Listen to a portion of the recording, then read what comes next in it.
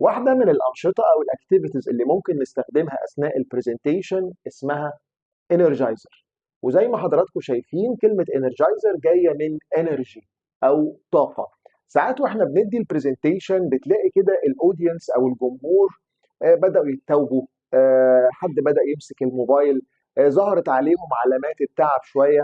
فممكن تبدا تدي اكتيفيتي او تدي هذا النشاط اللي بيستعيدوا فيه الطاقه بتاعتهم. وعاده الانرجايزر بيبقى فيه موفمنت، بيبقى فيه حركه، بيقوموا بيتحركوا بيعملوا اكتيفيتي، ممكن يعملوا شويه ستريتشات معينه، ممكن يعملوا اكتيفيتي تاني في حركه. لو دخلتوا على الانترنت هتلاقوا في اكتيفيتيز كتيره تحت مسمى كلمه انرجايزر.